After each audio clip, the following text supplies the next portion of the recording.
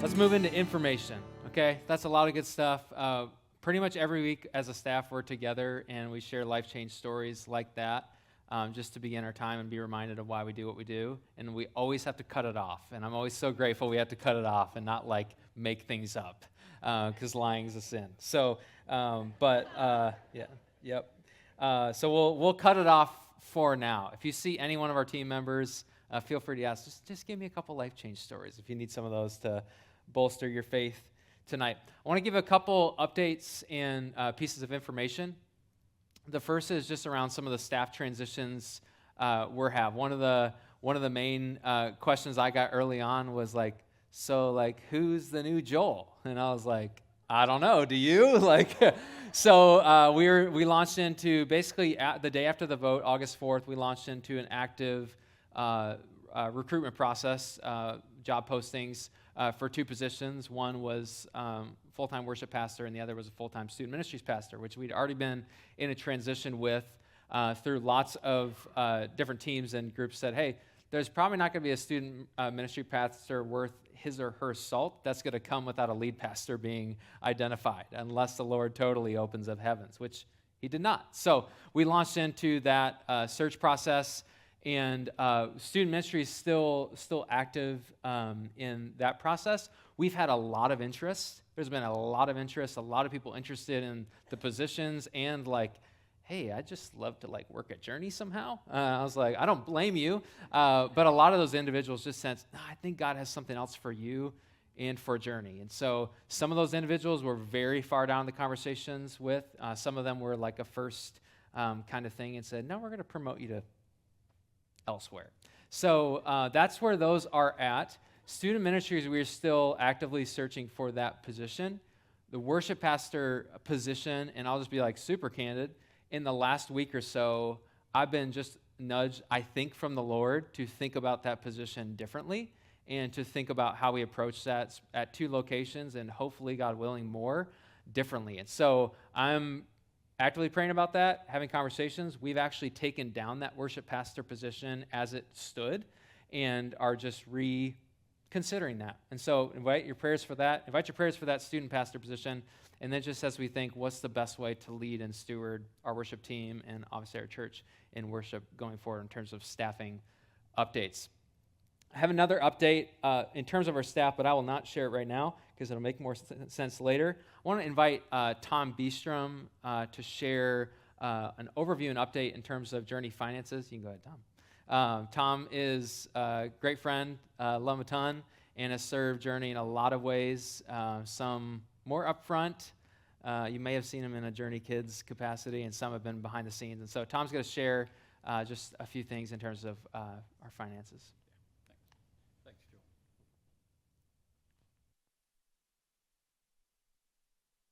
Nope, how about now? There we go. We're good. Thanks, Jordan. Yeah, I think it's really important that we talk about finances. And Joel started this whole thing out by talking about celebration.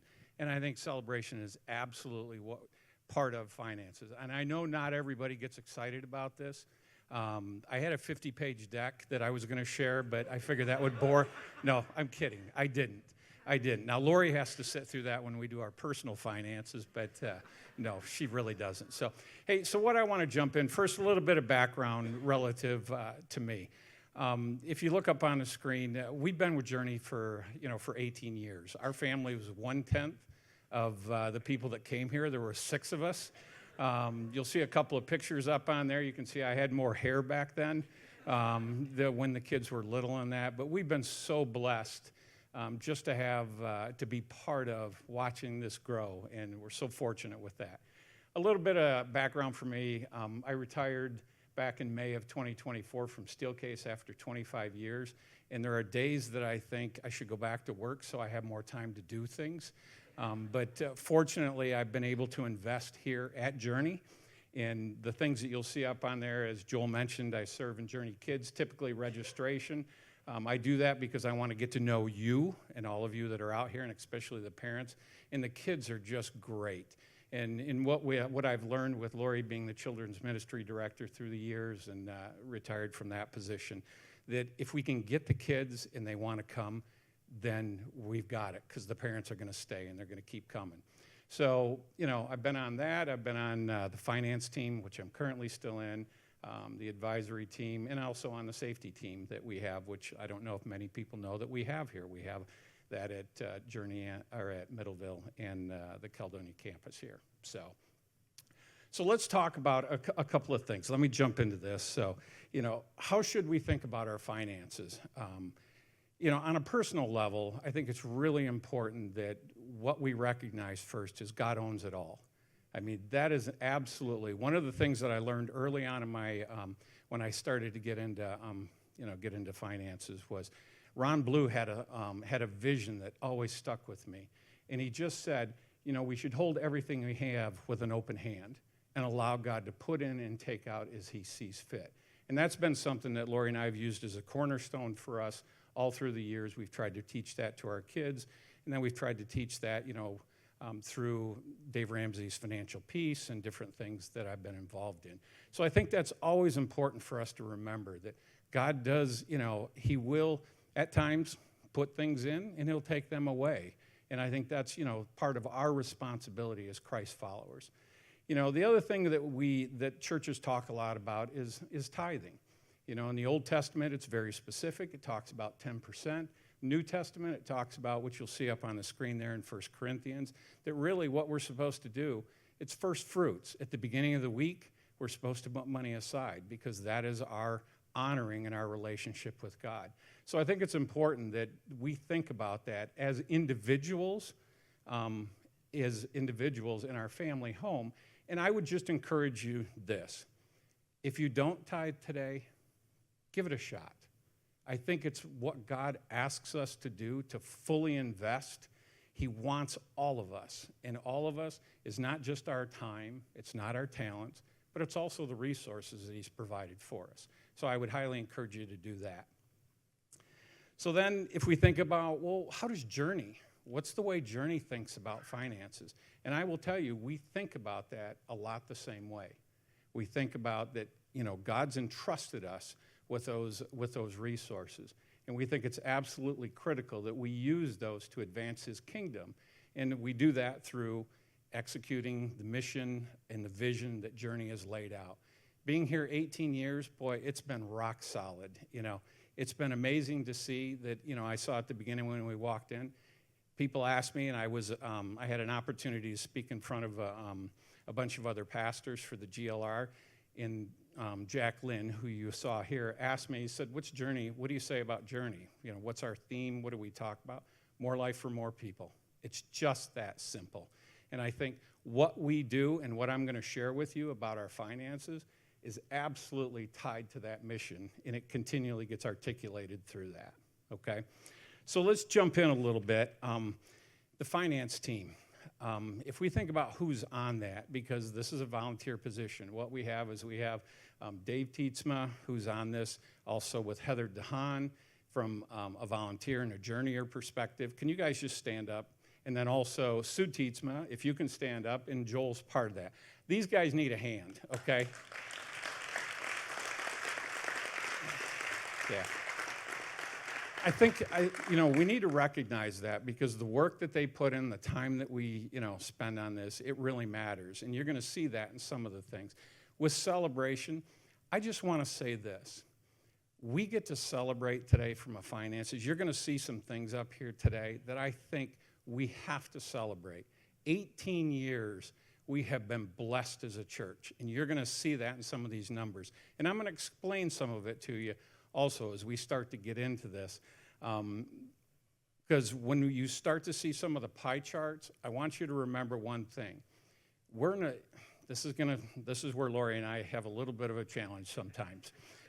We're in a service business, okay? So when you think about businesses, you have manufacturing and services. Services are about people. So how you structure those businesses and how you spend that money, it does look like a service business, and it is a service business. So you're going to see some pie charts that may shock you a little bit, and it may surprise you, but I'm going to tell you it's the way it should be, and I think you'll see why when we start to look at some of the great things that we talked about for celebration today. So let's talk about, so how does Journey go about budgeting and monitoring? So what typically happens in February or so, we get together, we start a budgeting process. We start with giving. That's the first place. We pray about that. Then we also look at, say, what are some of the trends? What have been some of the past, what we've seen coming in? And I'm going to share some numbers with you, which has not been something typically in Journey we've done. So that's going to be a good thing. But I'll get to that eventually when we get there. So that's what we look at. We look at economic conditions. I mean, we have to. We live in an economy. It impacts our lives. It impacts our personal budget. And so we recognize sometimes that's going to impact the budget here at church. So what we do is we say, okay, let's lay out and say what is going to be the giving that we expect to see this year. Second thing we do is we look at expense projections. So what we talk about is, and you'll see that in the pie chart, but is to say, what is the mission? What are the things that we want to do here? What are the programs and the ministries that we want to support? What's it going to take from the standpoint of to operate this building? I mean, we've had to replace some HVAC units. Those are not cheap. I mean, they're just not. And so we have to think about what do we do with those, and then how do we expense, and so how are we going to budget for that? And then lastly, what we also look at is we say, well, then we have to have reporting and monitoring, because we've got to know where we're at. We have to see how the finances come in, where are they going out, so we need to really understand those. And we use an external accounting firm to help us put together some of those reports. So in a nutshell, you think about what I just shared up here. That's the same thing that we do on a personal level. And so we do the same thing on a ministry level. So now I'm going to get into some numbers. And again, before I get into that, I want you to think about 18 years, think what it takes to run a church. So first thing we're going to do is we're going to, so how does Journey use your giving? One thing, first to the right, take a look. Our weekly giving is $23,000. Now, for a lot of people, you add that to the month, that's $100,000 a month. You multiply that by 12, you start to get a sense of how big our budget is. It's $1 million budget, okay? And we are so blessed, and it's the generosity of the people sitting in here today and the people that aren't here that allows us to do the mission of, to do God's work in his mission. So I think it's important. And if you look at what, our average giving is $23,000 and our budget is slightly under that, we're in great shape, okay? So how do we split up the money? So if you take a look at the pie chart there, 53% of our budget goes to personnel. Now, I can tell you that there are people that will look at that and go, oh my gosh, you've got to be kidding. But think about what it takes to run into, to really execute Journey's mission. It's really about the people that are here, okay? And then you start to look at programs and ministry, then you start to look at the facilities, and we're going to talk about, we're going to talk about one other thing here about our mortgage that I think you guys should get really excited about from that standpoint. But again, so this is just how the dollars are split out. And as Joel said, when we get all done with this, if you want to talk afterwards, I'd be glad to talk to you. Just be prepared that we'll be here for a while because I love to talk about finances, okay? I just do, okay? So how much do we have in debt and savings? So let's talk about that. So take a look. Our mortgage debt for the Caledonia only, we started at just under $800,000, and we are currently at $150,000. That needs to be celebrated. Yep.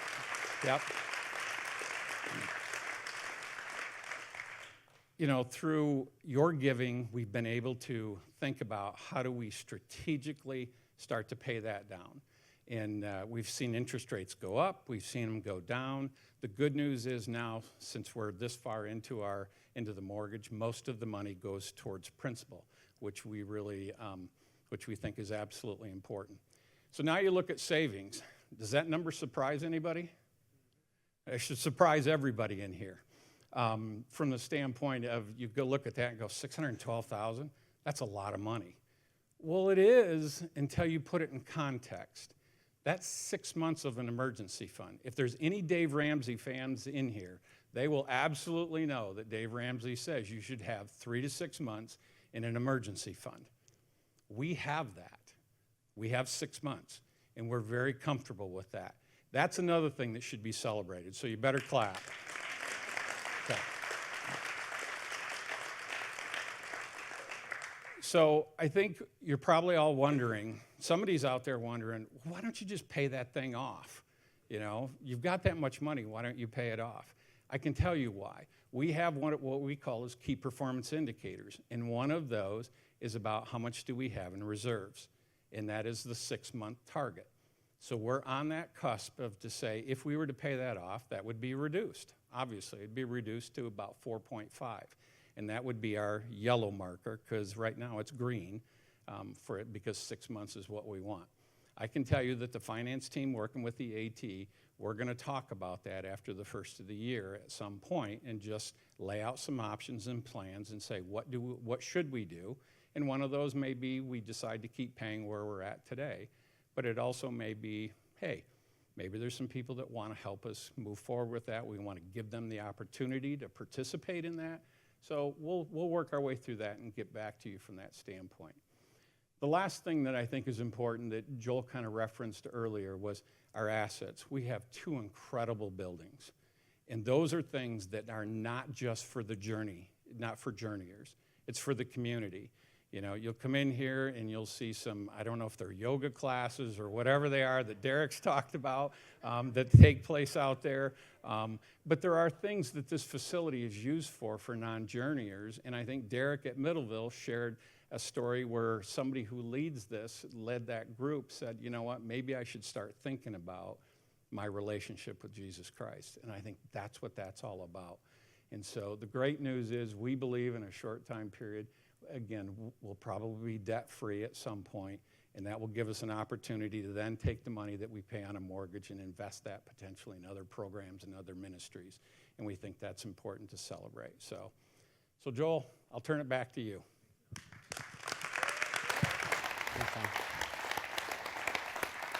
Yeah, super cool, super cool. Yeah, and one thing that I just value is transparency and clarity. And so, just from a staffing and communication level, we haven't been super great at updating people, and for the most part, celebrating where Journey is in the health and finances. And so that's something we want to uptick. And so if you have questions, if you have wonders, totally welcome that and create that dialogue. I'm a pretty open book on most, like, if I can share it with you, I will share it with you. If you want to know what Derek eats for lunch, I'll tell you. If he's actually doing the yoga class too, I'll tell you that. So, yeah, but I just value that, and for some of us in the room, numbers is your love language, and so want to connect to that, and then all of us just to be clear and aware of where we are as a church, because it is us giving together and coming together and sacrificing together, things like that. One thing that you saw, maybe, can you click back to that pie chart, Jordan, is that missions and outreach, just for a clarification on that excludes the December big give. So that's all of budgeted income and expense. Budgeted expenses represent on there. So if you were to put the big give in there, that's a big chunk of money. Some years it's been 30, some years it's been over 60 grand that we've been able to give purely outside of the wall. So just want to add that caveat. In terms of budgeted expenses, we'd love to see that missions and outreach piece of the pie. That's just a small piece of cheesecake right now. We'd love to see grow together. So that's that. And then a couple just upcoming dates in terms of more information, and then we'll get to some future vision type things. We're in a series right now. You probably know, hopefully if you're in the room, you know we're in this series, Disciple series. This series came out of really just 3 words that felt drawn to for this fall season of discipling, clarifying, and preparing. Discipling, clarifying, and preparing. One of the things that was not put on me, but that I put on myself early in the role was, okay, what's the next thing, right? What's the thing behind the curtain in 2 months? You're just gonna, whoa, you know. And but just really the sense early on into this role, early on into this new chapter, to lay the right foundations, to come back to that original call of Jesus to come follow me, and to start with that in a way of clarifying. This is why we exist as a church. This is what we're called to, and then preparing for the future, laying the right foundation out. So when Jesus says, hey, I want you to go, we're going to be ready to go, and we're going to be built up and encouraged and clear on that. So we're in that. That'll end the 23rd of November, and then we'll head towards holiday season. As of today, we are 2 months from Christmas Eve, just so you know. So there you go. Some of you just went into a panic, like Amazon. Yeah. Quick. We will do the December Big Give coming up this December, and so encourage you, especially as we get into November and as you think about the holidays, think about what you might give above and beyond. That's always been, every single penny of that has been given beyond these walls, and it's always so fun to see how that number grows and how that number blesses so many people. Right now, we're talking about what are those opportunities we will give to. I'll let you know just right now they're going to be in 3 categories. One is local, the other is national, and the third is global. So local, think of our southwest corner of Michigan or corner of West Michigan, Grand Rapids area. National, think about the United States, and then international is around the globe. Kind of that model Jesus said, like, you're going to be my witnesses in Judea and Samaria and to the ends of the earth. We want to do that through our big giving. And then just encourage you in this, really felt nudged around that idea of giving to something nationally. I don't know if any recent events in our country's leadership have been discouraging to you, or maybe frustrating, or honestly, maybe there's like a sense of despair or cynicism. I just really felt nudged to say, hey, we're going to bless our nation. We're going to believe in further good things that are happening, things like church planting and compassion and people who are making a kingdom and salt and light difference, even in the times we're in. And so I think that'll be a good way to just say, hey, we believe like the Lord still is reaching people in the U.S., okay? We're not going to be cynical and stuck in that. So December Big Give, we're planning right now to do Thanksgiving meals, that serving opportunity as well as we get into November, and then would love to find one way to serve beyond our walls in that late November, early December time frame. And so if you're aware of community opportunities in that, please email the office or reach out to somebody as we think about that. And then we'll launch into a December series and Christmas Eve services. We will have 2 services on Christmas Eve in the afternoon, 2:30 p.m. and 4 p.m. 2:30 p.m. and 4 p.m. If you're on a ministry team, maybe you even heard that already. We're trying to get that in front of our ministry teams ASAP and start planning and scheduling and all that good stuff. December is just a great time to invite people who are on the fence, or people maybe only see a handful of times a year. Just, hey, we're doing this series. Why don't you come and be part of it? Hey, we're doing these Christmas Eve service. Why don't you come and be a part of it? Those are some upcoming things.